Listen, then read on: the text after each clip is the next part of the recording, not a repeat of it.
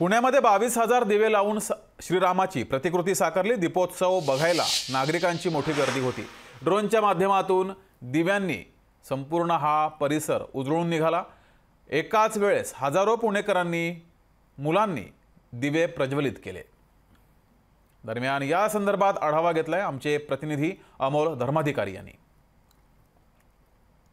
अयोध्येमध्ये नव्या मंदिरामध्ये प्रभू श्रीराम विराजमान झालेले आहेत आणि देशामध्ये दिवाळी साजरी केली जाते। पुण्यातही आपण पाहतोय की दीपोत्सव साजरा करण्यात आलेला आहे।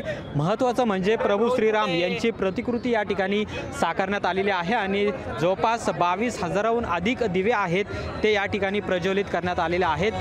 हे सगळी जी संकल्पना साकारलेली आहे ते भारत भूषण बराटे आपल्यासोबत आहेत।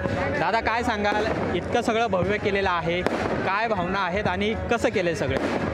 आजची भावना खूपच आनंददायी आहे। आपण सगळ्यांना माहीत आहेच की प्रभू श्रीराम स्वतः राम जन्मभूमी अयोध्येमध्ये आज विराजमान झालेले आहेत आणि तोच उत्साह, तोच आनंद सोहळा आम्ही वारजामध्ये साजरा करत आहोत आणि आम्ही प्रभू श्रीरामांची 100 फूट उंच आणि 60 फूट रुंद असलेली आकृती या ठिकाणी तयार केलेली आहे आणि त्याच्यावरती दिवे 22,000 दिवे ठेवून ते सगळे प्रज्वलित केलेले आहेत। वारजातल्या जवळजवळ 1,500 लोकांनी ते प्रज्वलित केलेले आहेत। काय भावना आहेत नेमकं, म्हणजे 500 वर्षानंतर अयोध्येमध्ये प्रभू श्रीराम विराजमान झाले, तशीच अनुभूती या ठिकाणी पाहायला मिळते। खूपच आनंद होत आहे। इथं उत्साह तुम्ही बघताय की लोक किती उत्साही आहेत, किती घोषणा देत आहेत, आनंदी आहेत। यापेक्षा आनंदाचा क्षण मला नाही वाटत की कधी काही असेल म्हणून।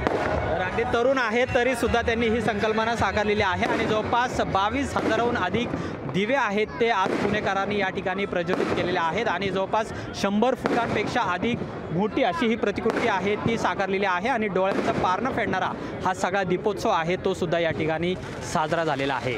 अमोल धर्माधिकारी, लोकशाही मराठी, पुणे। लोकशाही मराठी, ऐका, पहा, जागरूक रहा।